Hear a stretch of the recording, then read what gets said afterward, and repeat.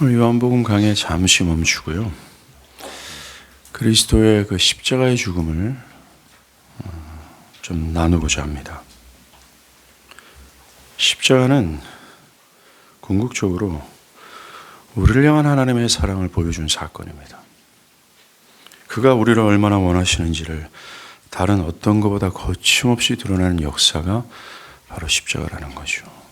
자, 그렇다면 오늘 우리가 이 십자가를 통해서 무엇을 보고 맛봐야 하는지, 깨달아야 되는지에 대한 답을 얻을 수 있습니다.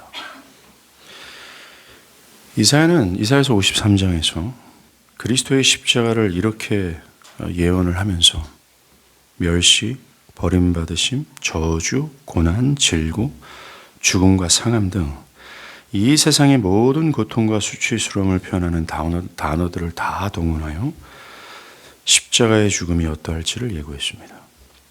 그도 그럴 것이 고대 역사가였던 요세푸스는 십자가의 처형을 가장 비참한 죽음이라고 부를 정도로 십자가는 수치와 고통 그 자체였다라는 것입니다.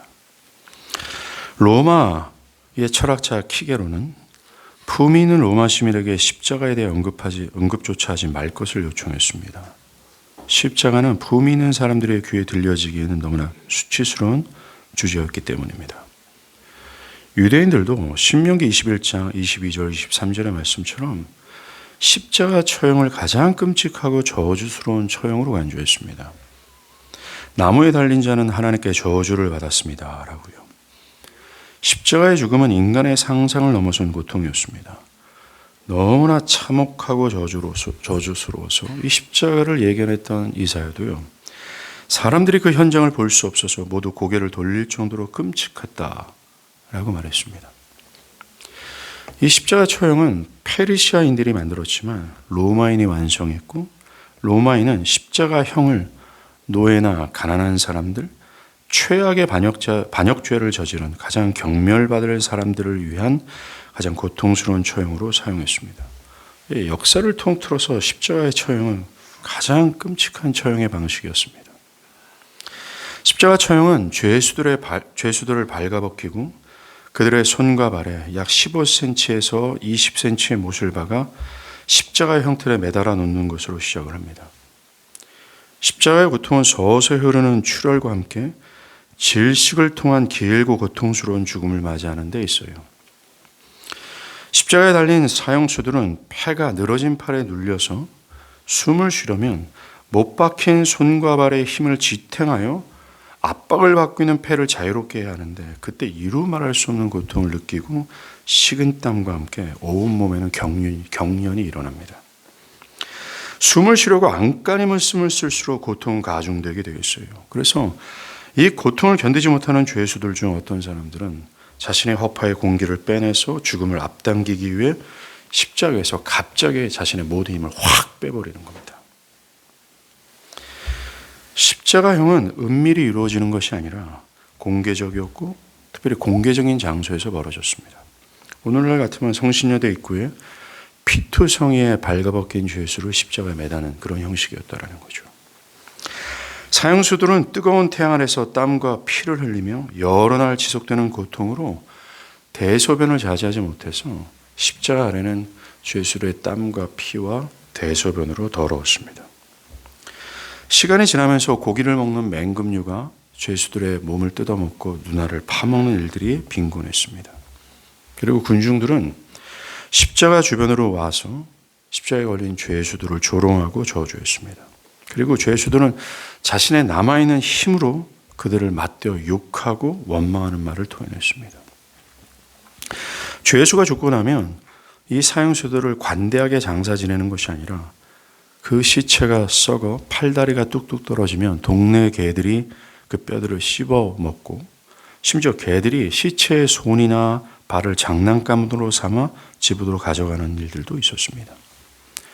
사형수에 남아있는 신체는 장사 지내는 것이 아니라 쓰레기통에 버려져서 쓰레기 하치장으로 운반되었습니다. 이처럼 십자가는 끔찍하고 저주스러운 처형이었어요. 아이러니하게도 이런 십자가의 죽음을 모든 교회는 복음, 기쁨 소식이라고 말합니다. 왜냐하면 이 십자가의 죽음은 하나님께서 우리 죄를 사하기 위한 유일하고 또한 그렇게 하기 위한 선택한 방식이었기 때문입니다.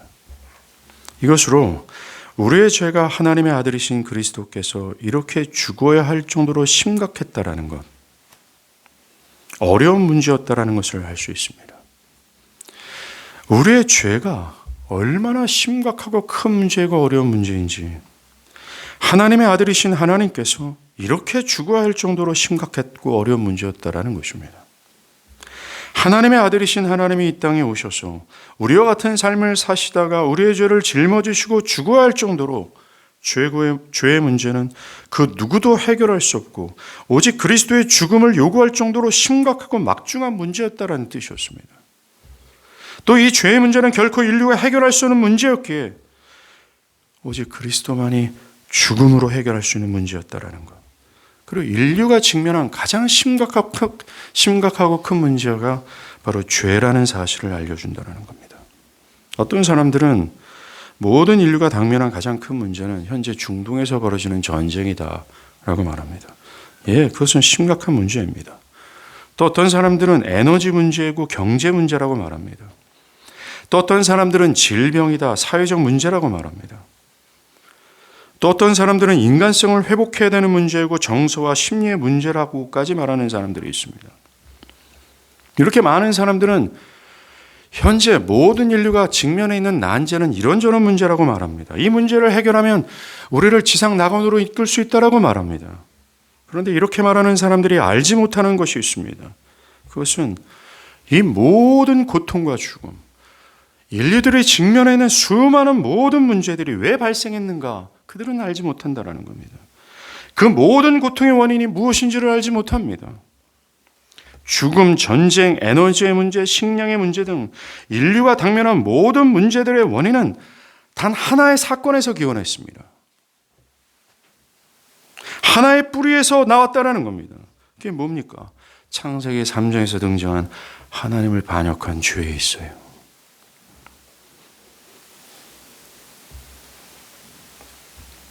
그런데 인류의 모든 문제의 기원이요 뿌리가 되는 이 죄를 사하는 것이라면, 모든 불행의 원인이 되는 이 죄의 문제를 사하고 해결하는 것이라면, 예, 그것은 마땅히 모든 인류들에게 기쁜 소식이 맞습니다.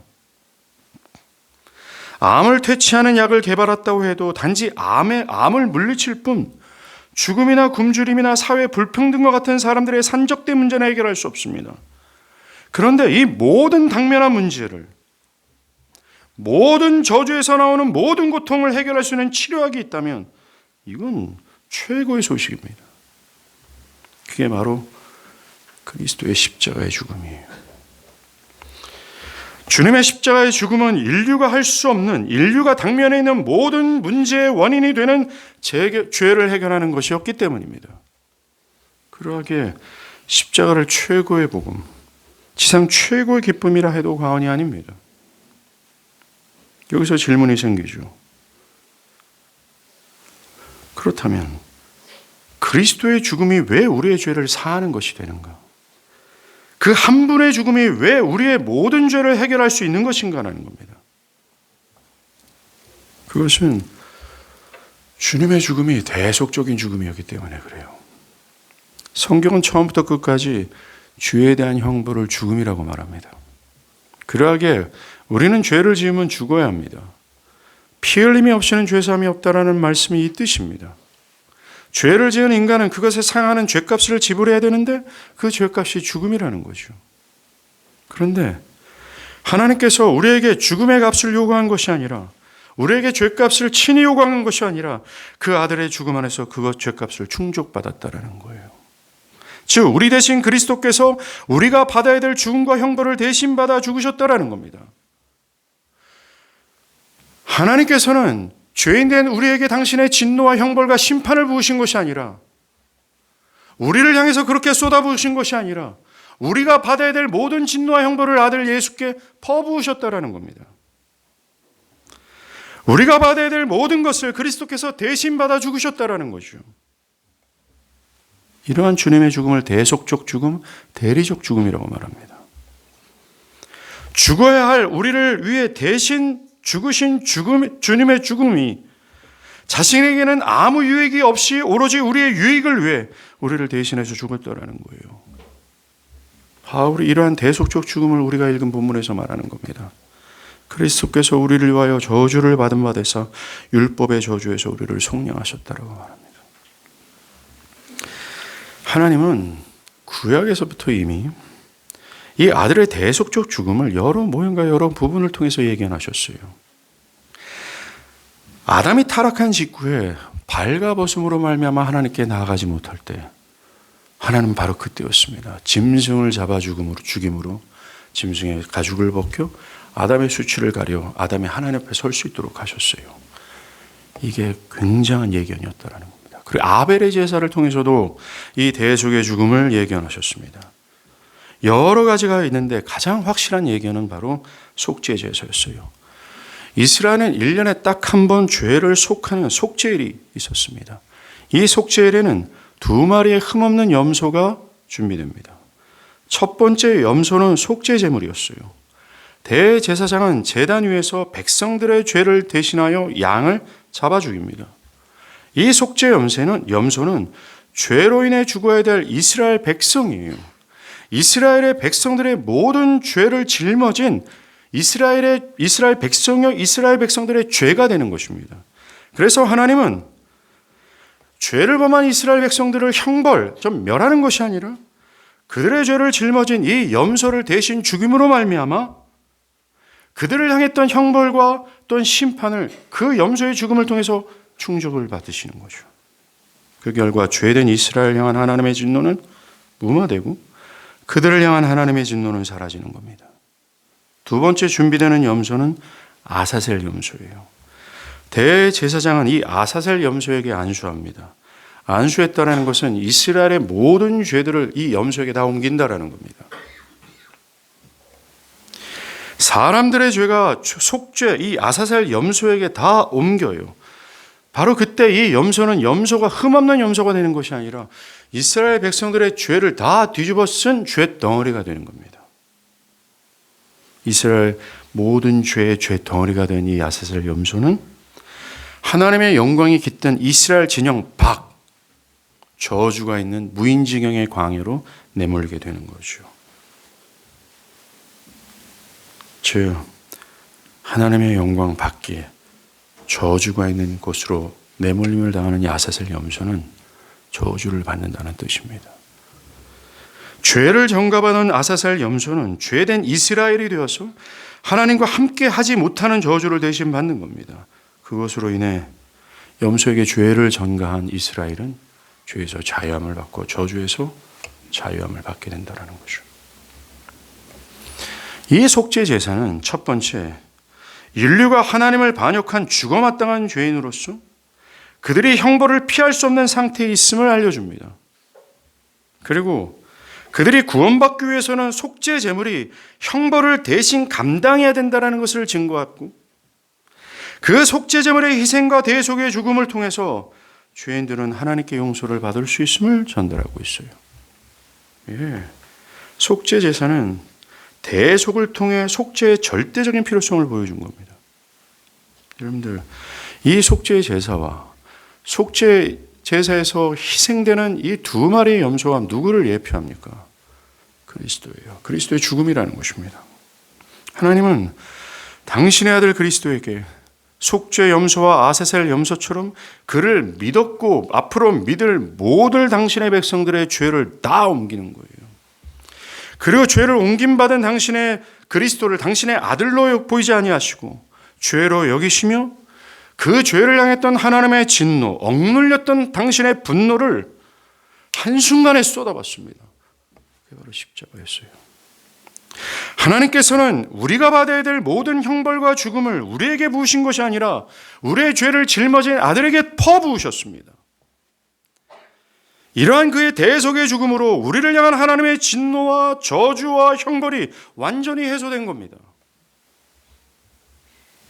이것이 바로 그리스도의 십자가의 죽음이 우리의 죄를 사하는 방식이었습니다. 신구약 성경은 그리스도의 죽음은 대속적인 죽음으로서 우리가 받아야 될 형벌과 죽음을 대신 받으신 죽음이라고 얘기합니다. 나아가 그의 대속의 죽음으로 우리가 저주에서 자유케 됐다라고 말합니다. 이사야서 53장 5절에 그가 찔림은 우리의 허물 때문이요 그가 상함은 우리의 죄악 때문이라. 그가 징계를 받음으로 우리는 평화를 누리고 그가 채찍에 맞음으로 우리가 나음을 받았도라 라고 예견했어요. 그런데 그의 예견과 약속대로 로마서 4장 25절에 예수는 우리가 범죄한 것 때문에 내어짐을 당했다. 고린도전서 15장 3절 그리스도께서 우리 죄를 위하여 죽으셨다. 베드로전서 3장 18절 그리스도께서도 단번에 죄를 위하여 죽으사 의인으로서 불의한 자를 대신하셨으니 이는 우리를 하나님으로 인도하려 하십니다. 그 예견이 성취됐다고 말합니다. 그 약속이 성취됐다고 말하죠. 모든 일과 당면한 최고의 문제는 죄입니다. 저와 여러분의 각각의 모든 당면한 최고의 문제, 여러분들의 자녀가 감당했던 직면한 최고의 문제, 그러나 절대로 나나 우리 자녀들이나 그 누구도 인류의 어떤 방법이나 정치나 모든 것을 다 동원해도 절대로 해결할 수 없는 문제가 바로 죄예요. 이 죄는 모든 고통의 원인이고 불행의 씨여 저주 뿌리입니다. 정말 인간이 할 수 없는 난제가 바로 죄입니다. 그런데 은혜가 풍성하신 하나님은 우리를 사랑하사 우리를 구원하시는 유일한 해결책으로 당신의 하나밖에 없는 아들의 대속적 죽음을 준비하신 겁니다. 우리는 이제 실제적으로 우리 구주께서 속죄 제물이 되셔서 우리의 죄를 사하시는 그날의 현장을 갈 필요가 있어요. 예수님은 죽음을 직감하시고 십자가의 죽음을 준비하고자 겟세마네 동산으로 올라가십니다. 그곳에서 예수님은 밤 늦게까지 땀이 핏방울이 될 정도로 기도하셨습니다. 땀방울에 피가 섞여서 나왔다는 것에 대해서 의사들은 이렇게 말해요. 이것은 매우 보기 드문 신체적인 현상인데 아주 높은 수준의 스트레스가 있는 드문 경우에서 발생하는 현상이라고 말합니다.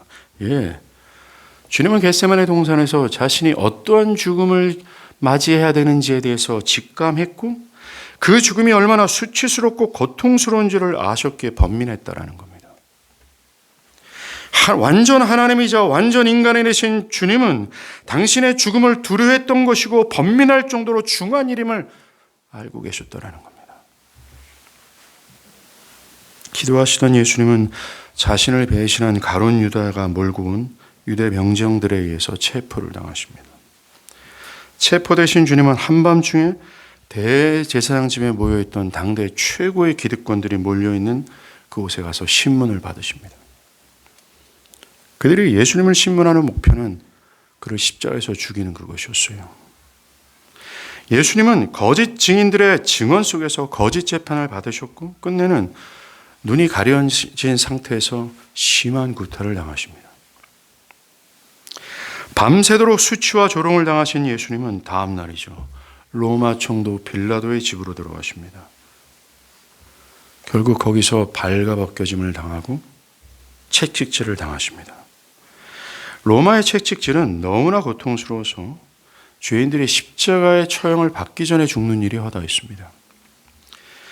예수님의 팔은 머리 위로 묶여 9골이 달린 고양이라고 불리는 채찍에 등과 다리가 노출되었습니다. 로마의 채찍은 긴 끈으로 되어 있는데 그 끝에는 짐승의 뼈나 쇠가 달려 있습니다. 그래서 한 번의 채찍질은 마치 갈고리가 되어서 사형수의 피부와 근육과 힘줄과 심지어 뼈까지 뜯어냈습니다. 그래서 몸과 장기와 여러 기관들의 가장 깊은 곳까지 훤히 드러날 정도였습니다. 로마군의 매질과 채찍질로 예수님의 뼈는 골절을 당했고 그의 피부와 혈관과 동맥과 여러 기관들은 파열되고 손상됐습니다. 온몸이 피로 범벅이 된 거죠. 예수님께 고통이 가해질 때 자연스럽게 예수의 육체는 격렬하게 떨렸습니다. 수백 년 전 이사야 선지자는 이 예수님의 모습을 예견하면서 전에는 그의 모양이 타인보다 상하였고 그의 모습이 사람들보다 상하였으므로 많은 사람이 놀랐다라고 말합니다. 이런 예수를 향해 로마군은 조롱했습니다. 그에게 왕의 옷을 입히고 가시면류관을 씌웠습니다. 그들이 예수의 머리를 칠 때마다 관에 있는 가시가 그의 그 두개골을 뚫어버리는 거죠. 심각한 외상을 입으신 예수님은 대략 45kg 정도의 무게를 가진 십자가를 지고 예루살렘 성 밖에 있는 골고다로 향합니다. 젊고 건강하셨습니다, 예수님은. 그런데 그런 분이라 할지라도 불면의 밤, 구타와 채찍질로 인해 힘겹게 십자가를 지고 갈 수밖에 없었어요. 예, 그가 가셨던 길은 가혹한 고문과 수치가 계속된 그 길이었습니다. 이윽고 골고다에 도착한 예수님은 옷이 벗겨집니다. 그리고 그의 가장 민감한 중추신경이 있는 손과 발에 15cm가 되는 대못이 그를 십자가에 못 박습니다. 예수님이 이 엄청난 고통으로 비명을 질렀을 것이고 그의 몸은 무의식적으로 뒤틀렸을 것이 분명합니다. 그 다음 골고다 맨 꼭대기에 예수를 단 십자가가 이미 준비된 웅덩이에 집어넣어질 때 예수님의 몸은 격렬하게 흔들립니다. 그리고 그분은 많은 사람 앞에 전시된 상품처럼 걸려있게 됩니다. 지나가는 사람들은 당대 가장 흉측한 죄인이 걸려있는 십자가의 예수를 향해서 욕설과 저주를 품어댑니다. 십자가 처형은 끔찍할 만큼 괴괴한 장면이었습니다. 과연 인간이 어떻게 그렇게 사람을 이라고 말이죠. 십자가에 달린 죄수들은 걸려있는 시간 내내 자체가 고통이었습니다. 숨을 몰아쉴 때마다 손과 발에 못 박힌 그 고통을 참아내기가 매우 어려웠습니다. 끔찍하고 잔인한 고통이었습니다. 백과사전에서 십자가형을 당한 자는 글자 그대로 1000번의 죽음을 겪는다라고 기록할 정도입니다. 자, 그렇다면 예수님은 왜 이렇게 끔찍하고 저주스러운 이 고통스러운 십자가를 맞이해야 했었는가? 다른 처형도 있을 텐데 역사를 통틀어 가장 끔찍한 처형을 왜 당해야 했었는가? 그럼 제가 아까 말씀드린 것처럼 주님의 십자가의 죽음은 우리의 죄 때문입니다. 여기서 이 질문이 생기는 겁니다. 다른 처형은 없었는가? 우리의 죄를 해결할 수 있는 다른 형벌은 없었는가? 왜 이렇게 당대 최고와 역사상 가장 끔찍스럽고 고통스러운 십자가를 통해서만 우리의 죄를 해결해야 되는가? 그 이유는 여기에 있습니다. 여러분들, 그가 받은 모든 형벌적 고통과 저주스러운 죽음은 그를 믿었고 앞으로 믿을 자들이 받아야 될 모든 형벌과 고통이었기 때문에 그렇습니다. 왜 그렇게 끔찍스러운 십자가를 하나님이 선택했는가? 그 이유는 그가 받은 그 끔찍스러운 고통이 그를 믿는 자들이 받아야 될 고통이었기 때문에 그렇다라는 겁니다. 이 지점에서 기억할 것은 예수께서 대신 죽임을 당하시는 모든 자들이 이러한 가장 끔찍스러운 처형을 당해야 될 만큼의 죄인이라는 사실을 시사한다는 겁니다. 저와 여러분이 말입니다. 저와 여러분이 아무리 선하고 의로운 일을 다한다 할지라도 이런 끔찍스러운 처형을 받을 만큼의 죽을 죄인이라는 사실을 상쇄시킬 수 없다는 사실을 기억하십시오. 그들의 죄가 얼마나 심각했고 그들의 죄값이 얼마나 큰지를 시사해 주는 겁니다. 그리고 그리스도를 속히 믿지 않으면 믿지 않는 자들의 미래가 이러한 고통의 형벌이 기다리고 있다는 것 또한 시사합니다. 여러분들, 예수님이 십자가를 지고 골고다를 향할 때에 한동안 그를 따랐던 여인들이 예수님에 대한 연민의 정으로 울며 흐느끼며 그를 따라가고 있었어요. 그때 예수님이 고개를 돌리고 그 여인들에게 이렇게 얘기합니다. 너희가 나를 위해 울지 말고 너희와 너희 자녀들을 위해서 울라라고 말합니다. 이 말이 무슨 뜻일까요? 너희들이 나를 위해서 울 입장이 아니다. 너와 너희 모든 자녀들이 앞으로 당할 형벌이 보이지 않느냐라는 겁니다. 너희가 그리스도 안에 있지 않으면 이런 무시무시한 형벌을 너희들이 직면하고 당할 수밖에 없다라는 사실을 주님 말씀하신 거예요. 그러니 너와 너희 자녀들을 위해서 울라라고 말합니다. 사랑하는 여러분, 그리스도를 믿고 참된 언약 안에 들어오지 못한 자들은 지금 현재 울어야 되는 거예요. 왜요? 그들에게는 하나님의 형벌, 이런 십자가의 형벌, 최고의 고통과 저주스러운 고통이 기다리고 있기 때문에 그렇습니다.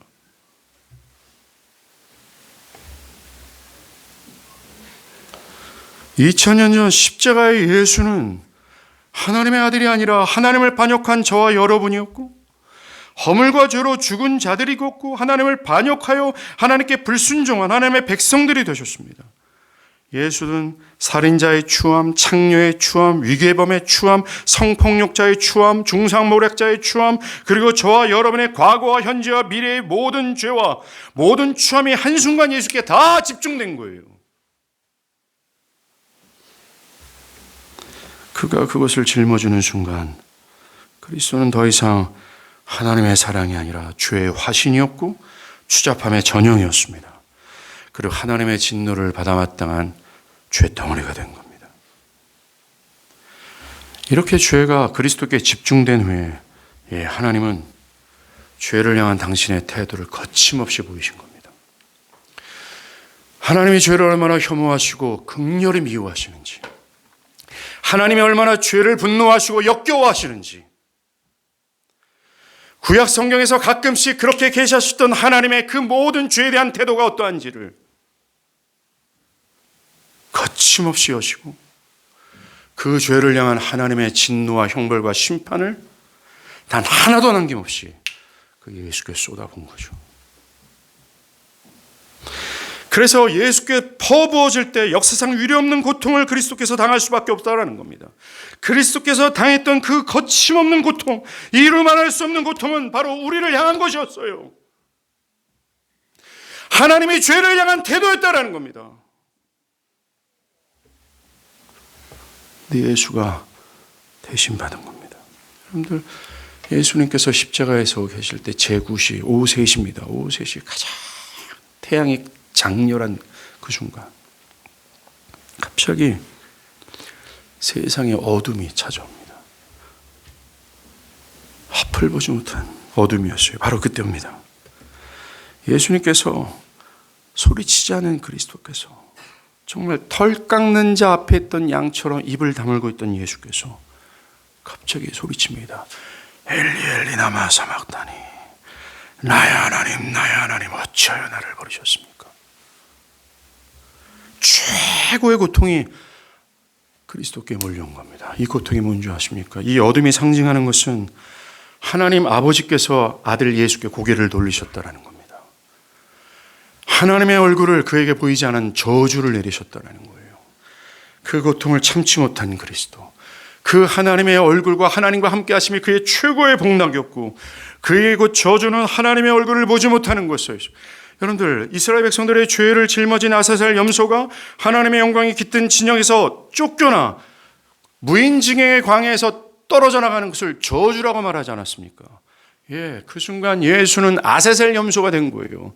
그리고 아사셀 염소로서 우리가 받아야 될 저주, 하나님의 얼굴을 보지 못하는 것, 하나님과 단절되는 것, 하나님과 버려지는 것, 그것을 대신 당한 겁니다.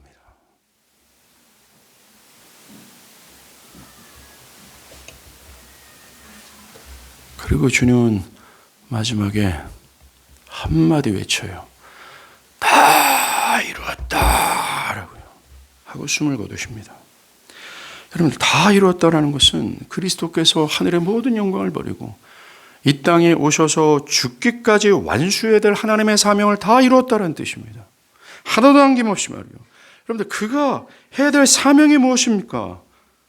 우리가 받아야 될 모든 죄가, 모든 형벌과 진노를 모두 다 하나도 남김없이 다 받아내심으로 말미암아 우리를 속죄하고 우리를 속량하시는 거예요.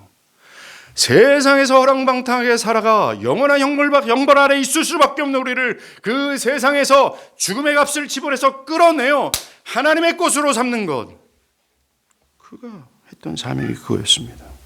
그렇습니다.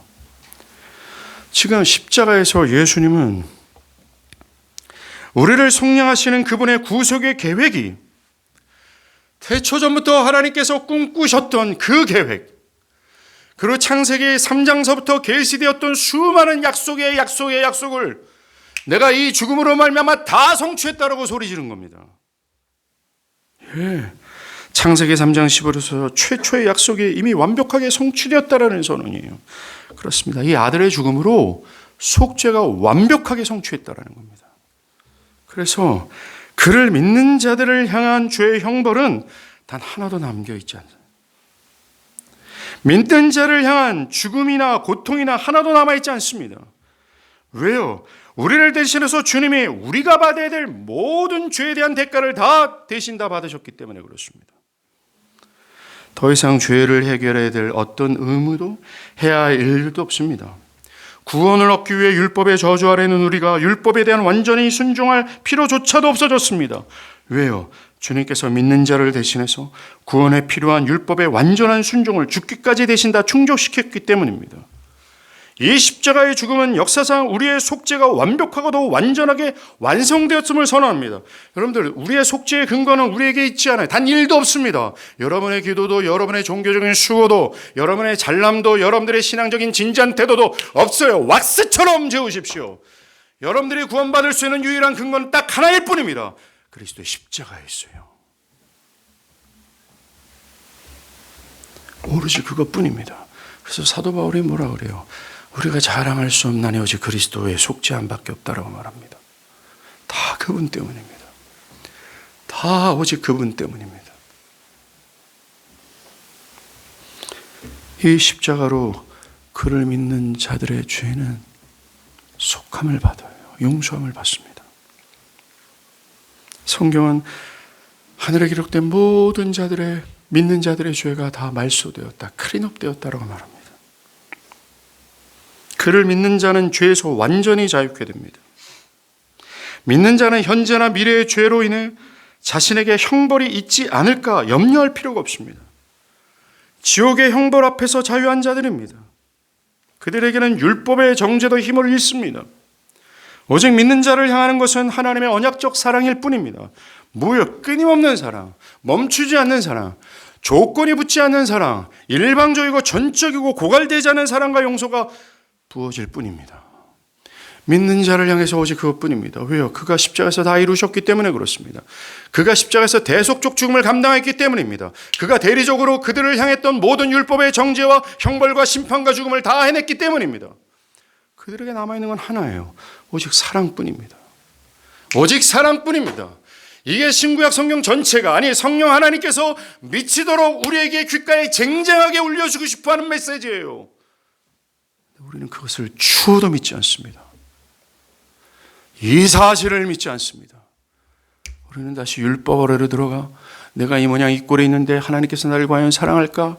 이러고 앉아있어요. 그리스도의 십자가를 정말로 떡칠하고 있는 거죠. 신자들은 절망하면 안 됩니다. 그래서 신자들은 낙담하거나 낙심하지 말아야 합니다. 용기를 잃거나 미래에 대해서 두려워하지 말아야 됩니다. 그게 곧 죄예요. 그 모든 것은 십자가에서 그리스도께서 다 하신 것, 그래서 우리를 향해선 율법의 어떤 것, 죄악의 어떤 형벌이 아니라 오직 사랑만이 우리를 향하고 있다는 사실을 부인하는 셈이 되기 때문에 그렇습니다. 여러분들이 오늘 예배당에 들어올 때 어떤 마음의 태도를 가지고 들어왔는지 모르겠지만 이 십자가의 복음을 듣는 순간 여러분은 분명히 이 복음에 대해서 영향을 받아야 됩니다. 심지어는 말이죠. 그래서 여러분들이 이 십자가로 말미암아 나에게 향하는 것이 오직 사랑뿐이라는 사실을 듣고 여러분들이 가졌던 마음의 태도를 회개해야 되는 것이 맞아. 더 이상 우리는 그런 죄가 주는 절망인 염려는 이것이 없다라는 겁니다. 믿는 자는 영원하신 하나님께 은혜가 필요할 때마다 나아갈 수 있게 됐어요. 하나님 아버지는 그들에게 은혜를 베푸시고 그들과 함께 하시며 그들을 인도합니다. 믿는 자를 해야 할 존재는 이 땅에서나 하늘에나 없습니다. 하나님께서 그들의 산성과 피난처가 되어주시기 때문이죠. 그리스도의 죽음으로 믿는 자는 영원토록 더할 나위 없는 행복을 저 영원한 나라에서 하나님 아버지와 아들과 함께 누리게 됩니다. 이 모든 복락은 그리스도의 죽음에서 나옵니다. 그분의 공로에서 나옵니다.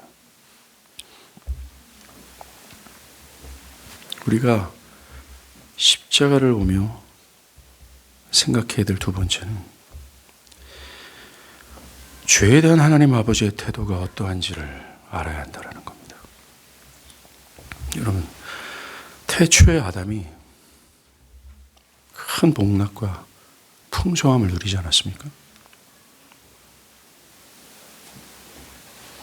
근데 결국 아담이 이 모든 풍성함과 안식을 잃어버려요. 죄로 말이죠.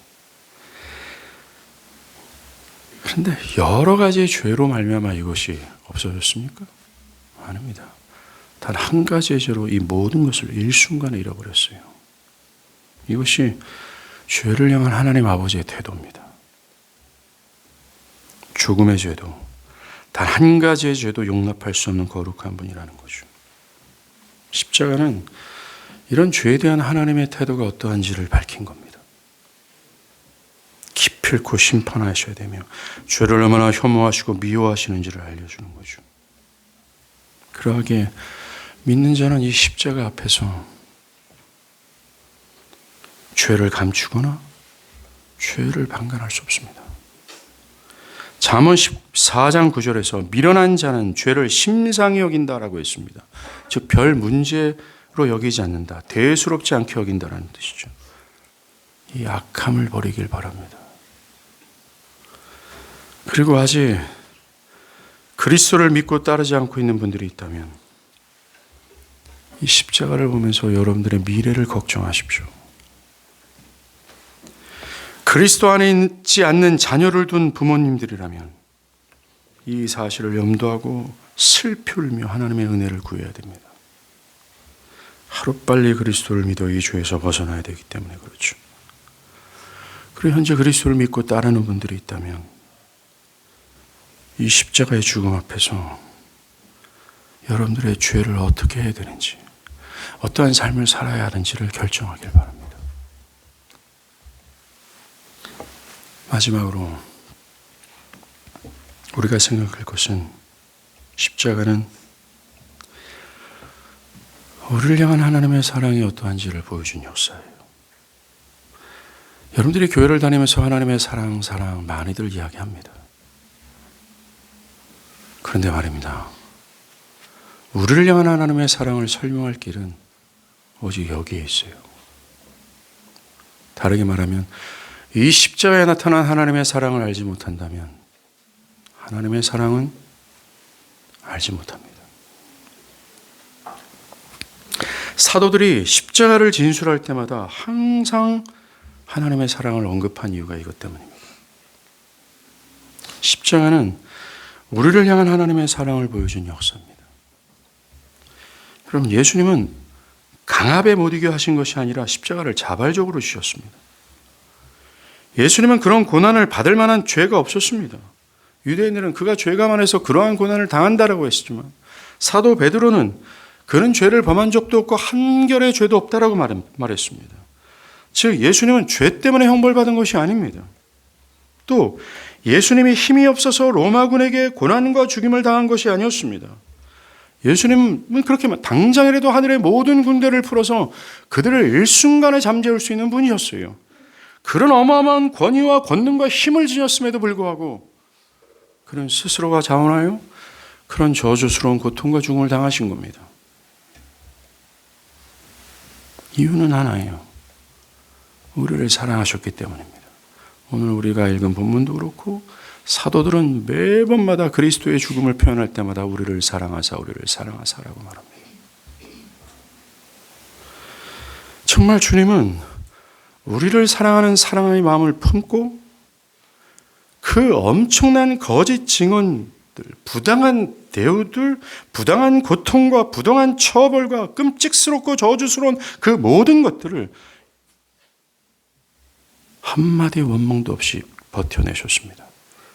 마태복음 17장 14절에 한마디도 대답지 아니하시니 총독이 크게 놀라더라. 이사야서 53장 7절에서도 그가 곤욕을 당하여 괴로울 때도 그의 입을 열지 아니하였으며 마치 도수장으로 끌려가는 어린 양과 털 깎는 자 앞에서 잠잠한 양같이 그의 입을 열지 아니하도다. 그 누구도 예수님만큼 부당한 대우를 그토록 잠잠하게 견딘 사람은 없습니다. 대부분 사람들은 자신이 조그만 부당한 대우를 받거나 불리한 일을 당하면 크게 소리치죠. 그런데 예수님은 그렇지 않았습니다. 입을 열지 않았습니다. 그가 잠잠히 최선을 다해 묵묵히 사람들의 저주가 되셨어요.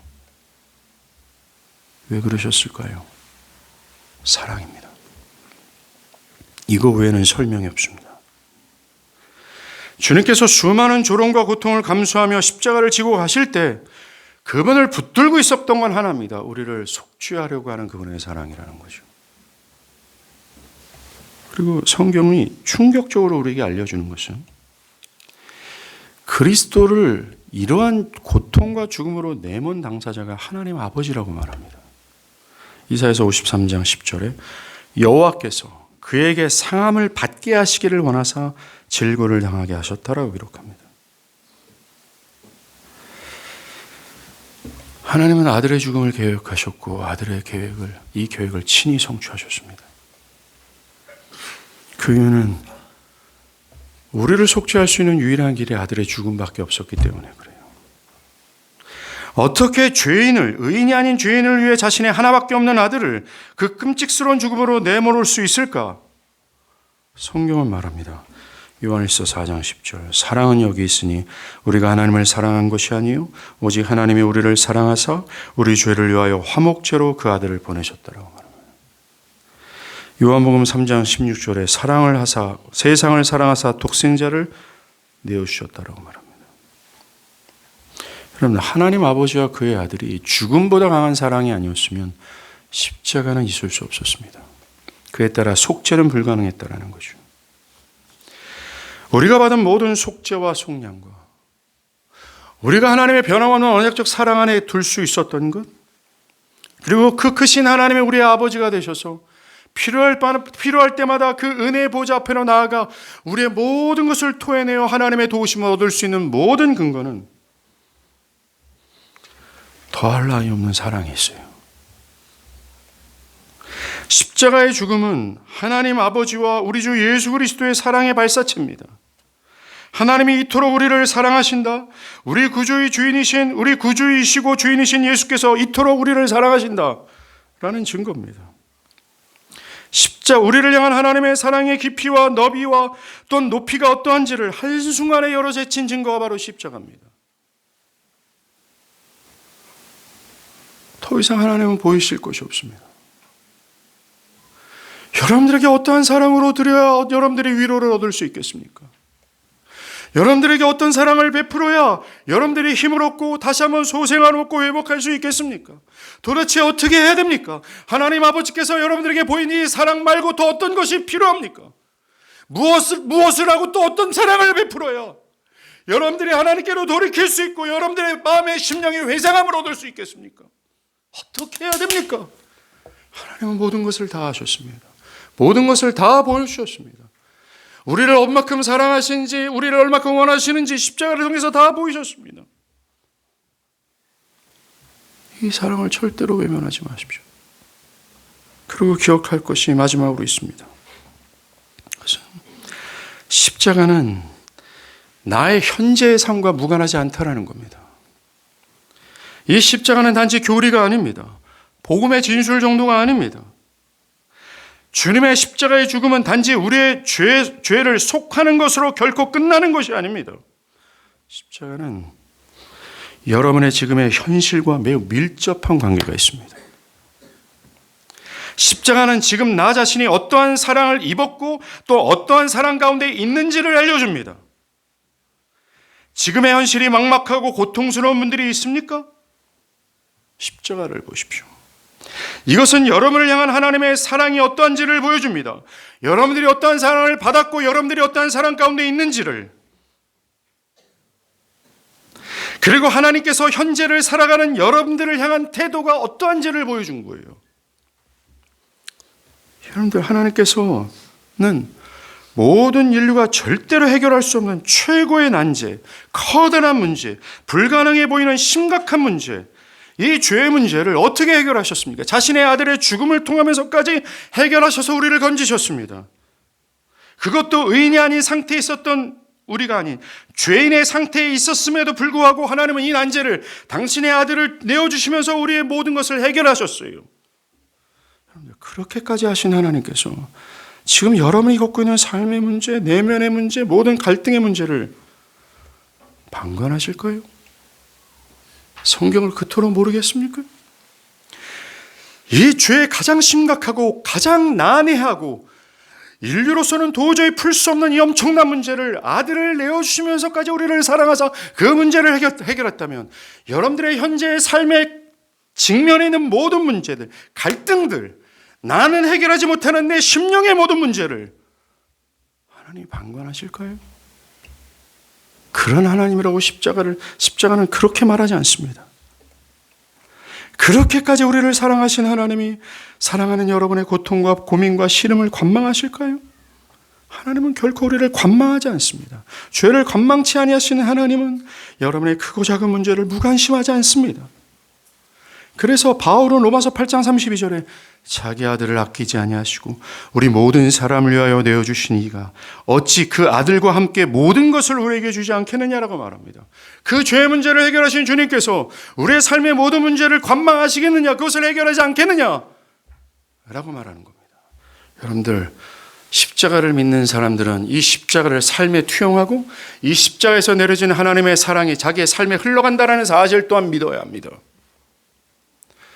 우리가 너무나 십자가를 단순히 교리적으로만 이해합니다. 기계적으로만 알고 있습니다. 십자가에서 내려진 하나님의 무궁하신 사랑, 거침없고 커튼 전체를 활짝 열어 우리를 얼마큼 사랑한지를 보여준 그 사랑이 십자가를 믿는 사람은 이 사랑이 삶까지 흘러간다는 사실 또한 믿어야 한다는 거예요. 그걸 믿어야 되지 않겠습니까? 바울은 믿었습니다. 십자가는 지금 여러분의 삶의 고통과 문제에 대해 하나님이 어떻게 생각하시고 또한 그가 어떻게 하실 것을 보여준 겁니다. 여러분이 어떠한 사랑을 받았고 또 어떠한 사랑 속에 있는지를 밝히는 거죠. 그러니 이 십자가를 통해 나 자신이 하나님을 얼마나 사랑하는지, 하나님이 나를 얼마큼 사랑하는지를 믿으십시오. 그리고 고통과 문제를 하나님께 가져가십시오. 히브리서 4장에 우리는 긍휼하심을 받고 때를 따라 돕는 은혜를 얻기 위하여 은혜의 보좌 앞에 담대히 나갈 수 있다라고 말하지 않았습니까? 여러분들, 이처럼 십자가는 나의 산적한 문제와 삶의 현실과 무관하지 않아요. 십자가는 여러분의 모든 현실에 대한 답입니다. 모든 문제의 답이에요. 지금 이 순간 십자가에서 나타난 하나님의 사랑이 여전히 나를 향하고 있다는 사실, 이 사실은 모든 근심과 문제와 산적되는 문제에 대한 충분한 답입니다. 여러분, 신자는 말입니다. 성경을 읽든 기도를 하든 예배를 하든 만군의 하나님께서 너를 사랑하신다. 이 답 하나만 들면 그냥 끝나요. 이 답 하나면 충분합니다. 이 답 하나면 온 우주를 갖고 있는 것처럼 충분성과 부유함을 충분히 누립니다. 그래서 십자가 모든 것의 답이라는 거예요. 십자가 진부한 이야기처럼 들립니까? 하품이 나올 정도로 나를 졸리게 하는 그러한 진부한 기독교의 상식적인 이야기처럼 들립니까? 여러분들은 분명히 지옥의 형벌 앞에 있는 것이 맞아요.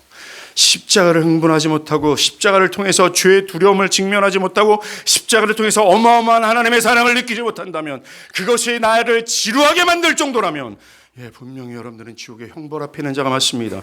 여러분들이 교회에서 태어나고 유아 세례를 받고 어떻든 저떻든 하여튼 간에 이 십자가를 대하는 태도로 말미암아 여러분들의 심령이 어떠한 상태에 있는지를 말해주기 때문에 그렇습니다. 신자는 결코 십자가 앞에 이 심장이 메말라 있지 않아요. 살아 두근거립니다. 그런 나를 일으키는 힘의 원천이에요. 여러분들은 어떻습니까? 답이 되지 않습니까? 답답한 현실에 답이 되지 않습니까? 보이지 않는 막막한 미래에 대한 답이 되지 않습니까? 사랑하는 여러분, 얼마큼 하나님께서 우리를 사랑하신다는 증거를 얼마큼 보이셔야 돼요. 십자가가 다합니다. 이 죽음보다 강한 사랑을 가벼이 여기지 않길 바랍니다. 이 죽음보다 넘치는 이 사랑을, 죽음을 이겨낼 수 있는 정도의 이 사랑이 나에게 왔었고 지금도 내가 그 안에 있다는 사실을 깨닫기를 바라요. 그래서 나를 위해 그렇게 하신 그리스도를 찬미하길 바라고 감사하길 바라고 사랑하길 바랍니다.